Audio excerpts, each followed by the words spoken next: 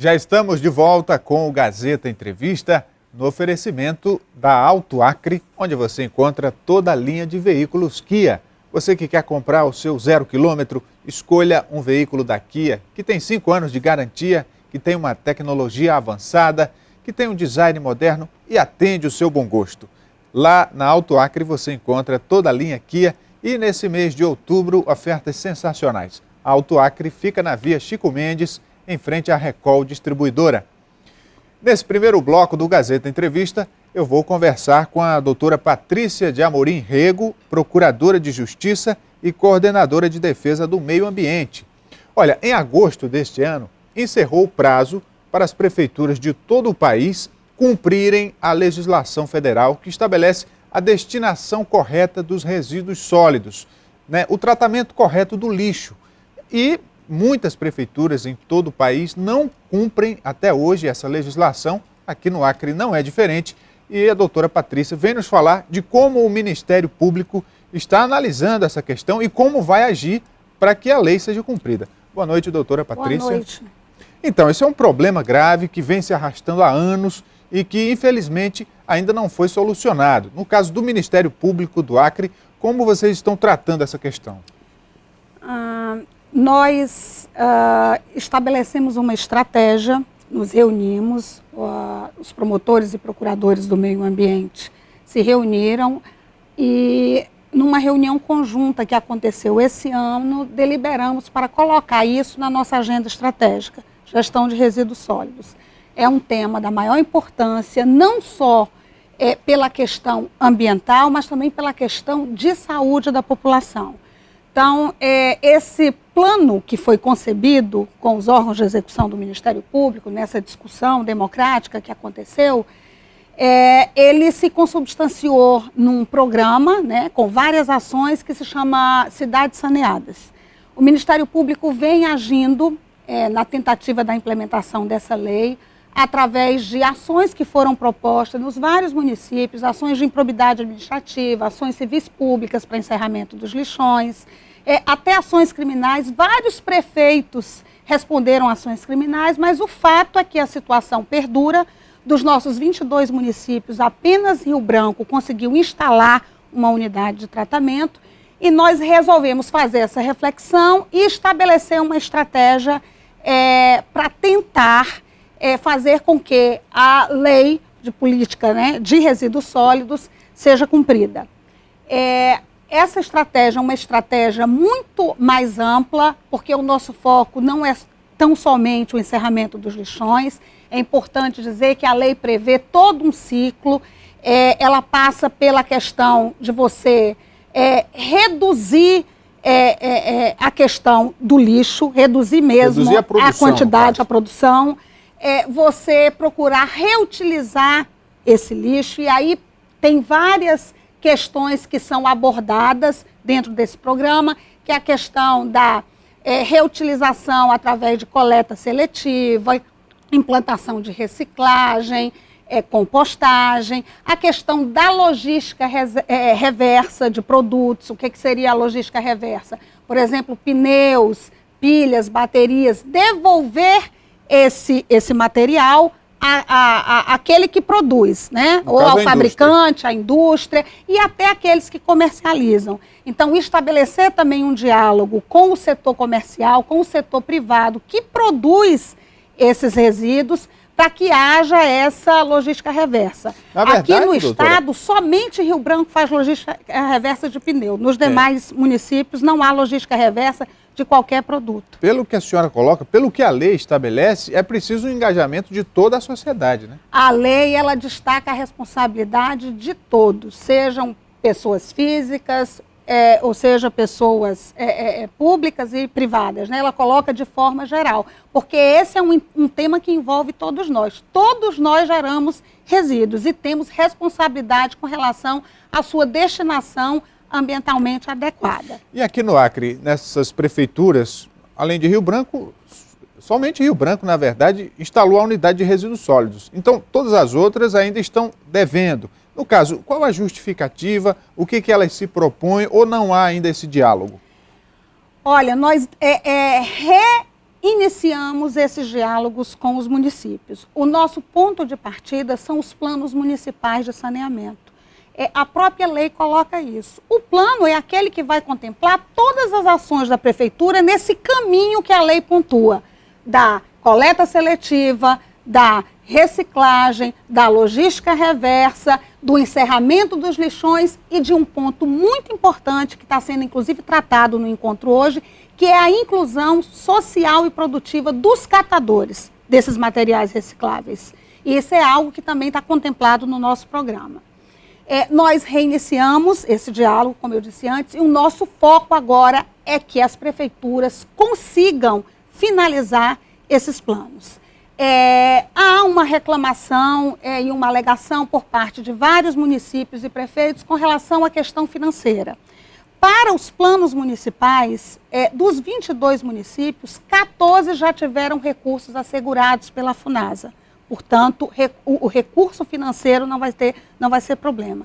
E para que o prefeito a prefeitura acesse o recurso para o financiamento de todas essas ações, inclusive a implantação de unidades de tratamento, que é para onde vão os rejeitos, há necessidade de que esses planos sejam formulados e discutidos com a sociedade. Então, nós não vamos a lugar nenhum sem que esses planos sejam formalizados. E agora a energia do Ministério Público está voltada para isso, para que esses planos sejam elaborados, discutidos com a sociedade, que tenham um conteúdo mínimo aceitável, um conteúdo técnico, e que a gente possa estar aprovando isso, né, porque tem que haver essa aprovação nos municípios, para que a gente inicie essas ações, que, como eu disse antes, vai desde políticas de não geração de resíduos, de reutilização desses resíduos, até a questão da disposição final, porque o espírito da lei é que só vá para o aterro sanitário, para a unidade de tratamento, os rejeitos, ou seja, aquilo que você não se pode utilizar. Os rejeitos perigosos, inclusive, aqueles de saúde, também tem que ter um tratamento adequado, e esse é um foco também do Ministério Público, porque isso é algo que interfere diretamente na saúde da população. Em relação à gestão técnica de todo esse plano, né, as prefeituras precisam de uma consultoria, de alguém que entenda para colocar isso em prática, e muitos prefeitos não têm ainda esse recurso humano. Nesse aspecto, como é que o Ministério Público vai fazer? Essa é uma dificuldade concreta que a gente tem observado. Eu tive a informação de que no estado tem somente 4 engenheiros sanitaristas, então por aí você tira a dificuldade. Esses todos trabalham na capital aqui, me parece que trabalham na Secretaria de Meio Ambiente. Tem município que você não tem um biólogo, que de fato há uma dificuldade, porque essa é uma questão complexa. Nós temos presenciado isso, constatado essa deficiência. Há uma articulação nossa com a Associação dos Municípios do Acre. Esse programa Cidades Saneadas prevê um termo de cooperação técnica entre o Ministério Público, a AMAC, a SEMA, a FUNASA, o Ministério Público de Contas, o Ministério Público do Trabalho e várias outras instituições, num esforço conjunto no sentido de tentar ultrapassar esses obstáculos. O obstáculo financeiro, que, como eu já disse antes, a gente já está superando, e o obstáculo da questão técnica, que esse é algo concreto. O Estado tem também, através da Secretaria da CEPLAN, sinalizado com esse assessoramento, e a AMAC também, que é a Associação dos Municípios do Acre. Agora, já existe no Congresso, na Câmara, inclusive, uma proposta de elastecer esse prazo para que a lei entre em vigor. Na verdade, já está em vigor, mas para que a lei seja cumprida, como é que a senhora vê essa possibilidade? Nós somos radicalmente contra esse alargamento desse prazo. Essa é uma posição do Ministério Público brasileiro. É assim que o Ministério Público brasileiro tem que se posicionar nas suas várias instâncias políticas. Nós entendemos que o momento não é o momento de elastecer o prazo. Nós já tivemos muito prazos e nós temos empurrado com a barriga esse problema. Nós entendemos que a energia, tanto dos prefeitos, dos municípios, dos gestores públicos, quanto do Ministério Público, quanto da própria sociedade, tem que ser no sentido de fazer cumprir a lei, de buscar soluções para isso. e não no sentido de adiar mais uma vez o prazo. Isso por si só não vai resolver o problema, vai empurrar mais para frente. O Ministério Público não concorda com o alargamento desse prazo, ele está tendo um olhar diferenciado com relação a isso. Se o prefeito se compromete e aquele gestor que tem compromisso com o interesse público, com a saúde da população, vai fazer isso, ele tem que buscar os caminhos para isso, o Ministério Público vai ter um olhar também que é diferenciado. Ele vai firmar esses compromissos e a responsabilidade dele, claro, vai depender da posição que ele tomar.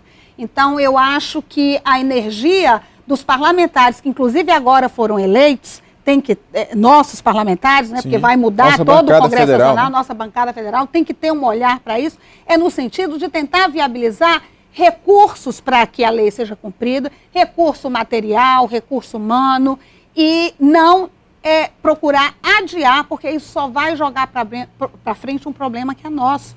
Nós não temos, você imagina, todos os municípios do estado colocam os resíduos sólidos, o seu lixo, num lixão. Essa conduta ela já é criminalizada, inclusive, desde 98, porque há um temor dos prefeitos no sentido da sua responsabilidade pessoal. Ora, essa responsabilidade já existe desde 98, que a Lei de Crimes Ambientais já diz que não pode jogar os resíduos sólidos em lixões de forma ambientalmente inadequada. Então, jogar esse prazo para frente não vai resolver a questão da responsabilidade penal dos prefeitos. E essa nova lei, o que ela prevê em termos de punição? A nova lei... Sim, essa que entrou em vigor agora em agosto. Ela prevê... Na realidade, essa disposição inadequada dos rejeitos, ela induz a várias responsabilidades. Uma responsabilidade administrativa, que são multas que podem ser aplicadas pelos órgãos ambientais de fiscalização. A pessoa que descumprir, o município que descumprir, inclusive o seu gestor, no caso o prefeito, ele está sujeito à responsabilidade penal por crime ambiental, como eu disse antes, e ele pode ainda sofrer uma penalização na questão pessoal mesmo, que é a ação de improbidade administrativa, onde ele responde pessoalmente, inclusive pode perder os direitos políticos. E o município também ainda pode sofrer uma ação civil pública no sentido de ser compelido a fazer aquilo que ele deveria fazer e não fez. Para a gente encerrar, doutora Patrícia, a indústria da reciclagem hoje é de um potencial enorme e está sendo muito incentivada e cresce em outras regiões do país.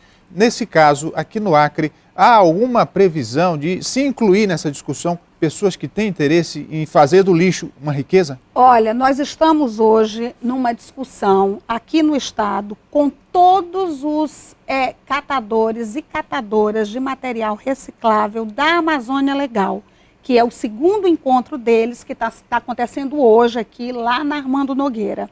São pessoas que tem que ser reconhecido o trabalho que é feito e que nós precisamos promover, nós, como eu digo, nós, poder público e sociedade civil, a sua inclusão social e produtiva.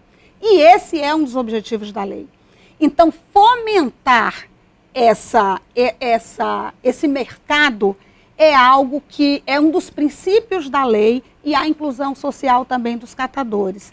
E os planos municipais de que eu falei antes, de manejo de resíduos sólidos, gerenciamento de resíduos sólidos, tem que prever essa inclusão. Inclusive, a lei diz que aqueles municípios que priorizarem a inclusão socioprodutiva desses catadores, e naturalmente a coleta seletiva, vão ter prioridade no financiamento dos seus aterros sanitários. Muito bem.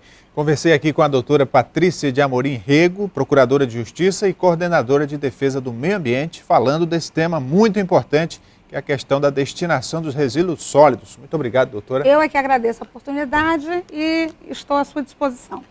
Você que acompanha o Gazeta Entrevista, aguarde, nós vamos para um breve intervalo. Voltamos daqui a pouco, não saia daí.